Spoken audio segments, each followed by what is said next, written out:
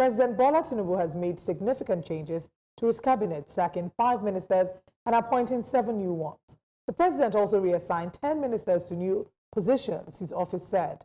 This move is part of the administration's efforts to reinvigorate its capacity for optimal efficiency and deliver on his promises to Nigerians. Now, this rejigging has also extended to some federal ministries, as the presidency announced the elimination and restructuring of some federal ministries.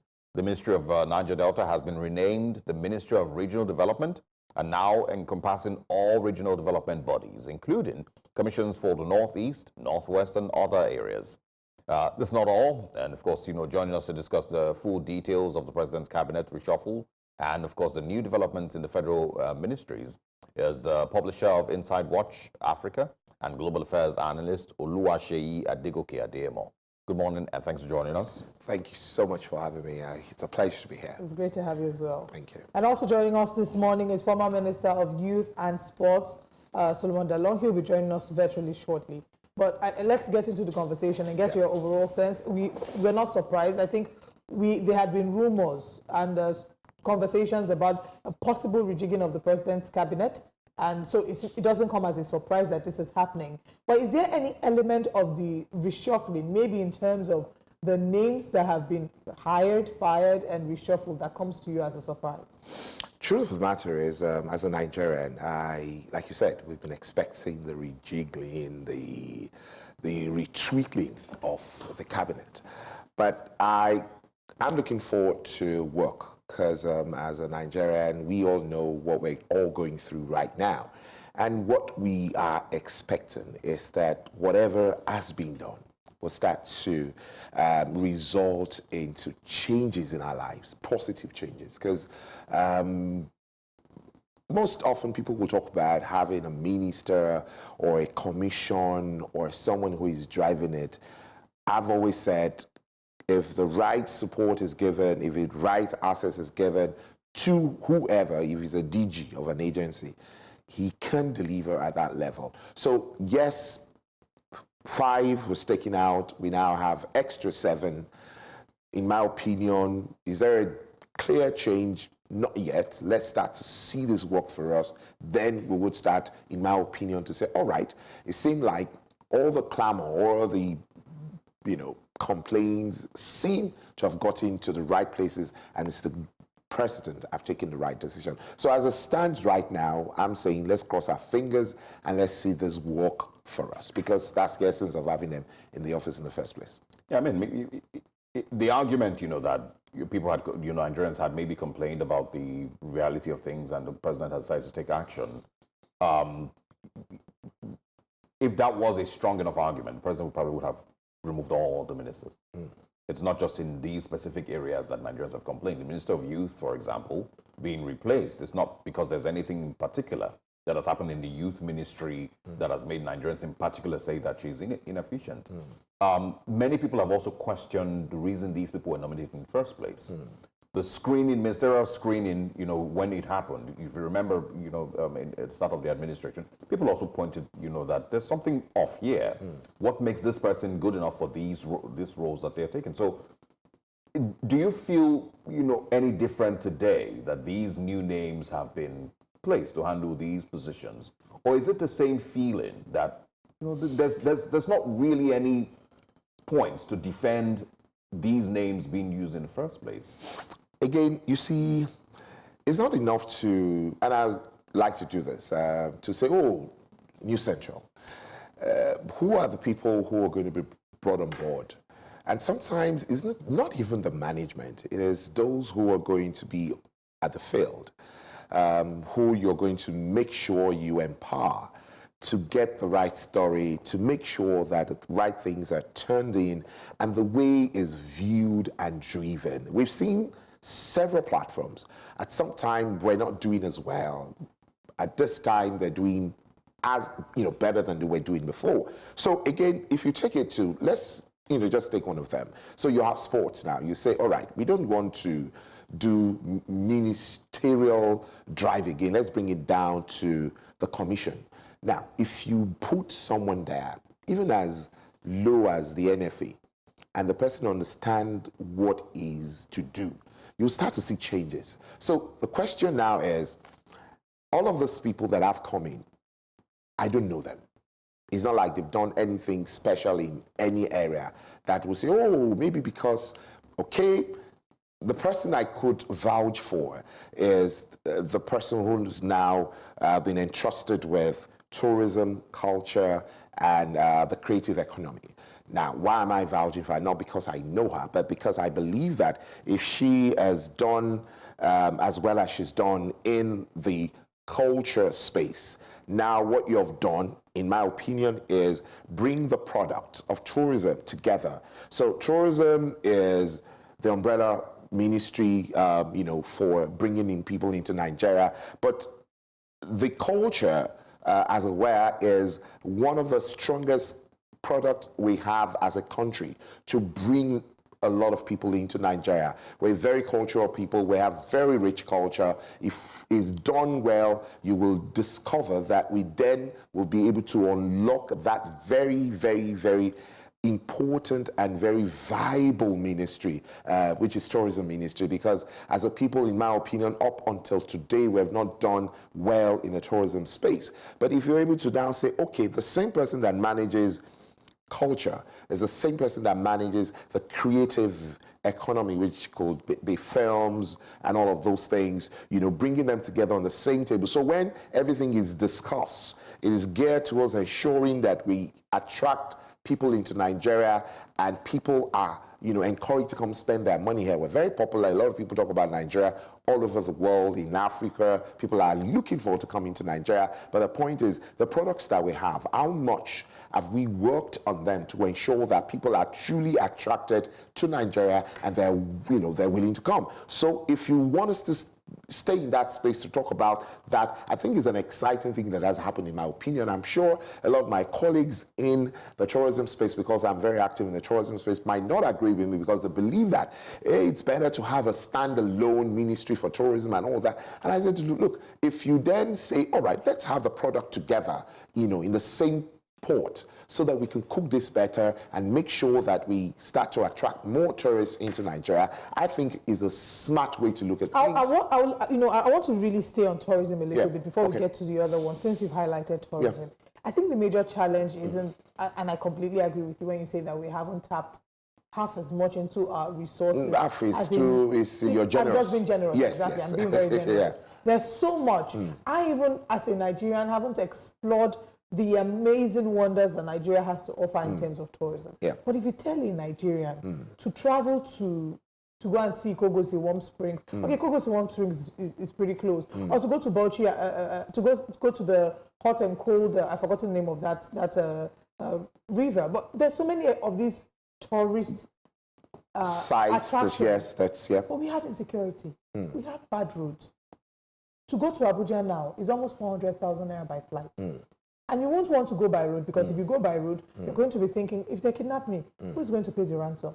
So I don't know what the possibilities are and what magic can be done in the tourism sector if we don't fix our insecurity problems and if we don't fix our roads. Now, let me first say that those things are going to be ongoing.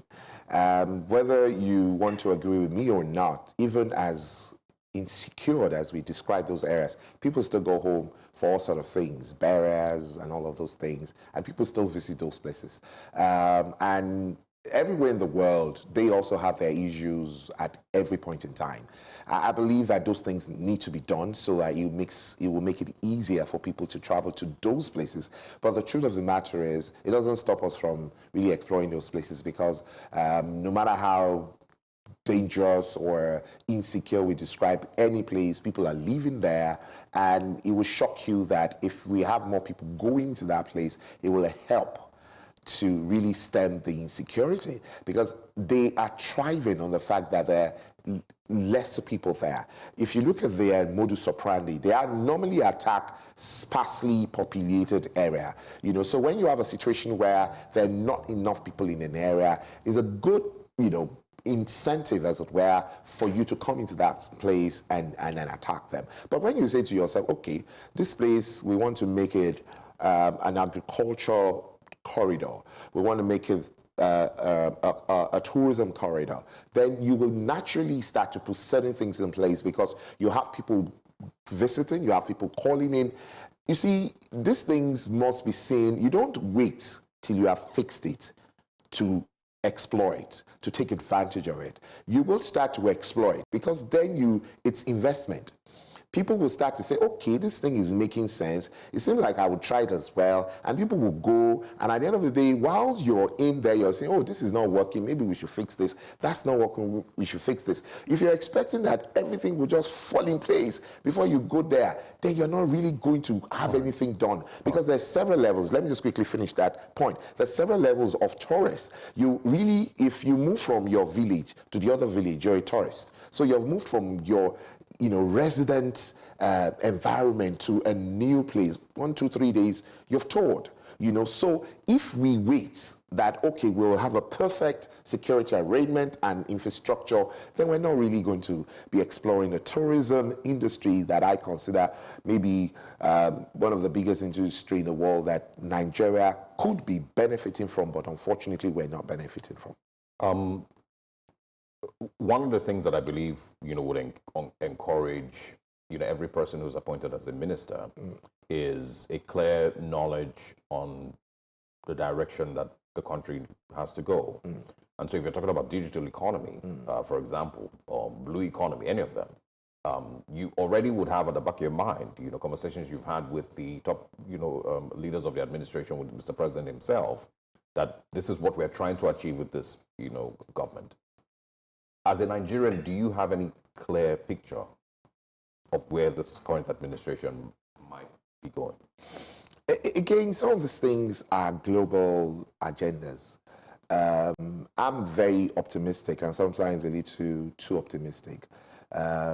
If we're going to wait till we have a clear agenda, from the table or stable of Mr. President, then we probably all should just pack our bags and go into our rooms. But is tourism working in countries as close? I'm not talking about tourism. I'm generally. For example, using that as a product. So is other countries working? They are. So if you have a responsibility in your space, I believe that you should run with it rather than wait for the general agenda. Because you see, again, Mr. President, he said, what's the mantra?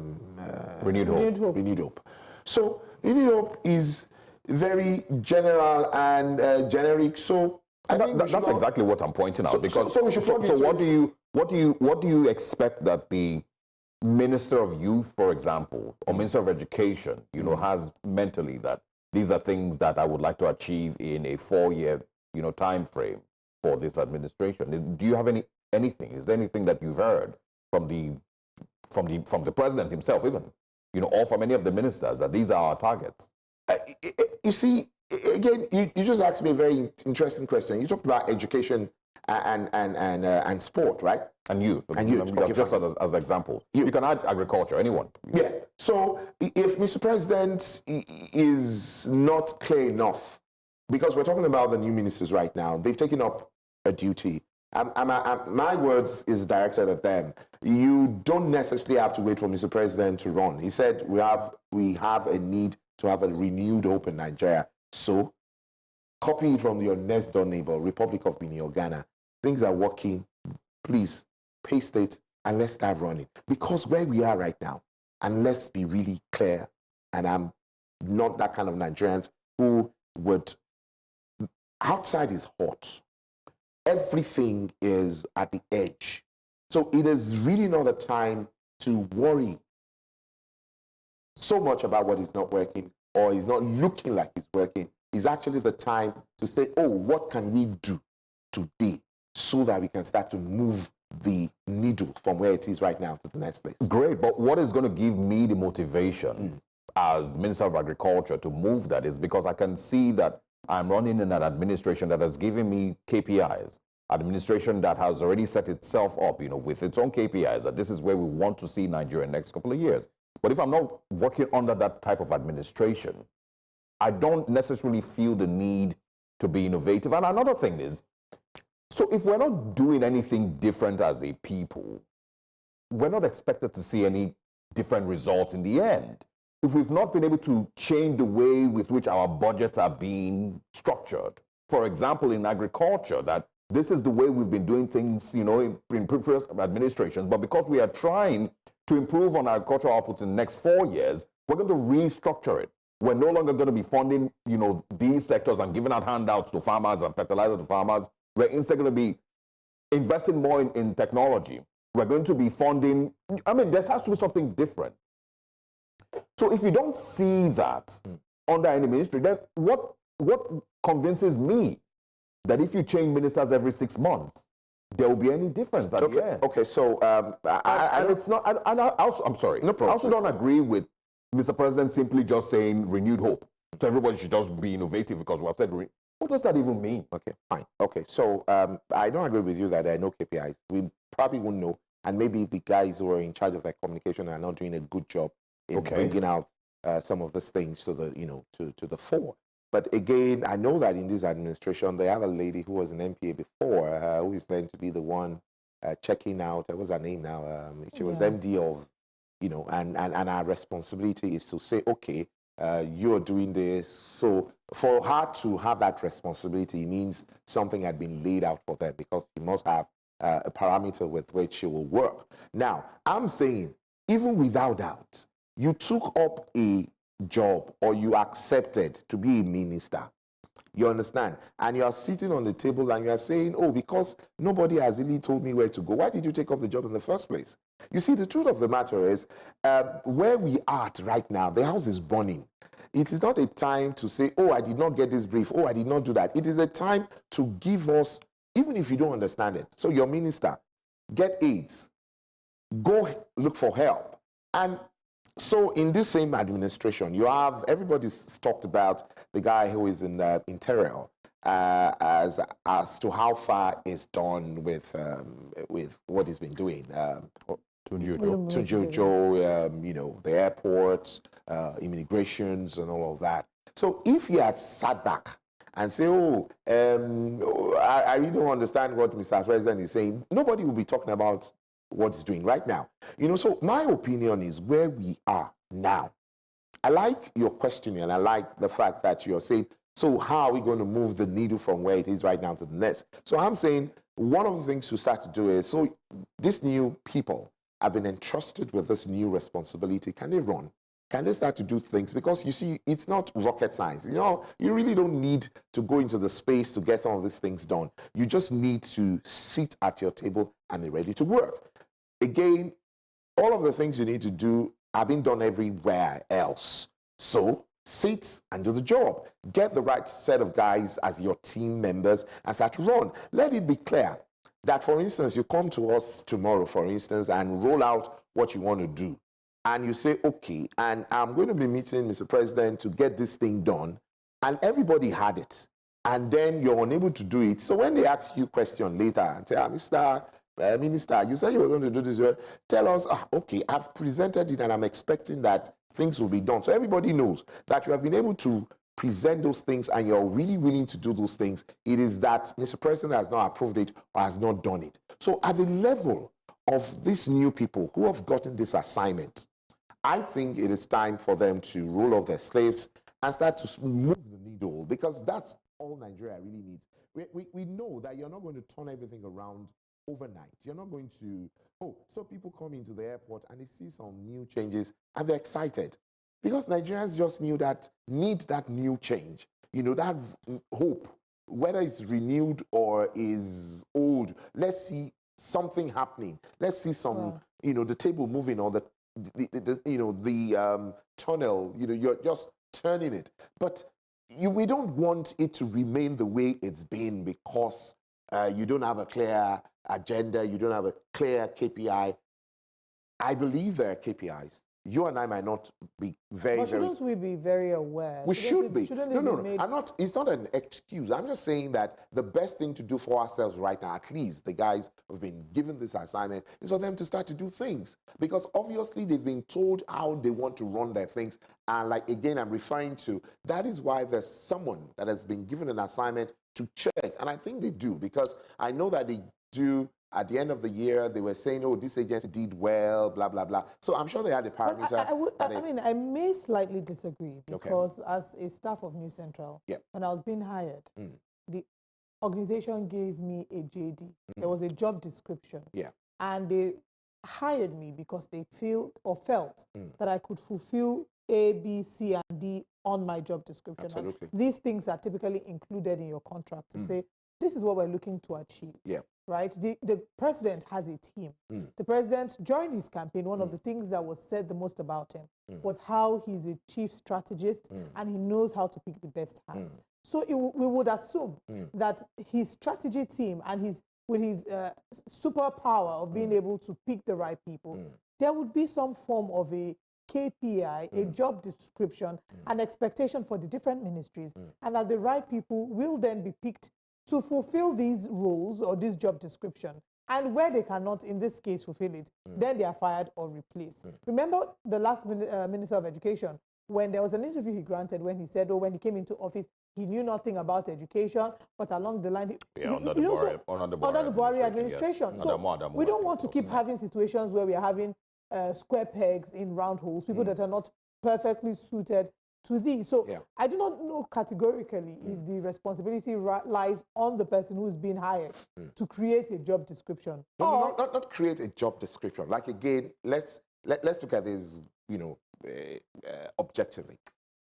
We just agreed that someone has been entrusted with a responsibility of measuring performances. There's no way she will be given that assignment if there's nothing rolled out for them for her to measure. And again, this person is not just anybody. This is someone who had proven her worth outside there when she was brought into MPA. And at the end of the day, we all agree that she did well in MPA. And she's been given this assignment. So it is better, or will have been better for all of us to have all of these things clearly written on the wall, so that you and I can know. This is why this person was fired, this is why this one was fired. So that all, fired. we won't be having this discussion. But that they don't have, I don't agree. I believe that they will have. All right. And I'd rather, we start to look at, okay, whatever is being told to do, since we all know how the shoe is paining us and all of that, can they start to run? That's my take. Let's look at the current list that we have and see if there are names that you think should have been there that are not there, or names that shouldn't have been there that are there. So far, you believe that our focus should be on the people who are here and how they should run. But I've seen a number of reactions on social media, of course, and there are people who think that, for example, Mr. Adelabu, the Minister of Power, should have been on that list because the Nigerians are complaining about how many times the national grid has collapsed and the power sector doesn't, with the whole banding system, band A, band B, the number of Nigerians who think that that's, it's not been the most successful delivery. Do you think that the Minister of Power should have been on the list of ministers who were fired? Okay, again, I also agree that we've had a lot of challenges in that space. Job could have been done better. But you see, I have seen and I've been around for too long for me to sit at a far seat and say, oh, if I were MD of News Center, I would run it better. Until I come here and I'm given the responsibility for me to start to see that some of these things are not as easy as I think. But if I come or I have an opportunity to engage with them here, I will say, maybe, why don't you guys try this and try that? Because I'm a very, very, like I said before, pragmatic, objective, and a very strong optimist. What do you think was the difference between in the Olusegun Obasanjo administration, 1999 to 2007? What do you think was different then compared to what we have today? Okay, I'm one of those who believe that that administration is probably one of the best we've ever had, ever. Because, you had someone who just wasn't interested in any niceties, no sentiment. He wanted results. So he went shopping. And at the end of the day, he brought people who could deliver, and we all saw it. He's on the table. He's there in the shelf of history. Okay. So we can see clearly. So there's no... so comparing it with what we have today. So it is clear that the kind of shopping the current president is doing is not anything compared to what he did. Because those people weren't politicians. We don't... Okonjo-Iweala, maybe I even didn't know her, before she became Minister of Finance. She came and she delivered. And you can see that even when she left us. She went back. Today she's the whatever World World Trade Trade Organization. So that is the kind of shopping Obasanjo did. But you know what is also pretty obvious. Yeah. That it's not just the intentionality behind the shopping, right? Comes from the core of who Obasanjo was in 1999 and what he wanted to achieve for Nigeria. Yeah. That also is what you cannot see in 2023 or 2024. That if President Tinubu is intentional about his shopping, if he's intentional about what he wants to achieve, sorry, he will be intentional about his shopping. Can't you see it clearly missing in this era? Sorry, remind me your name again. Osaroge. Now, let's be in agreement. I don't like what is going on. I'm not happy with all of the things that are happening right now. But I'm saying that as we are now, what can we make out of this soup that is on the table? Right now, these people have been entrusted with this assignment. One of our roles as the fourth estate is to set agenda as well. We can actually start to throw certain things up, because I'm also in the media. To start to throw certain things up and say, oh, we will expect you to do this. Let's start to bring, like you just did, in Obasanjo's regime, at least we're not going outside to bring examples. We're bringing examples from this same Nigeria. Oh, we were able to do this, we were able to do that, we were able to achieve this. Let's start to bring those things up and sort of flood the airways with those things. Because you see, is it bad? Oh, yes, it's terrible. It's very, very bad. The situation right now, it's in a shambles. I'm also a believer of the fact that you cannot win a match if you decide that because, sorry to use this example, an Okocha offended you, and you have him in your team, and you bench him, and you bring any other person. We all saw what will really happen to you. They will stone you if you're unfortunate, if they beat, you lose that match. Yep. So please, can we in Africa generally, because again, I also speak on Africa platform, start to bring our best foot forward. Let's start from all tribes? Any tribe. You see, those things, it's unfortunate that how old as we are, we still talk about tribes. Because you see, at the end of it, those things really don't count. Because yesterday I was just discussing it. We're all migrants. We move around from north to south. Some people decided they got to Lagos. And Lagos is a very interesting place. You know that Lagos is actually the Aworis. The Aworis, they're very connected to the Republic of Benin. So, or the guys from Egba, if you really read the story of Lagos. So you can actually start another, talk around that. So when it comes to tribe, for me, it is a talk of those who really do not want any Unfortunately, Nigeria hasn't yet moved past the tribe conversation, but I agree with you that we should definitely move past it. Oluwaseyi Adegoke, thank you so much for joining us this morning. It was a pleasure. Thank you for the opportunity.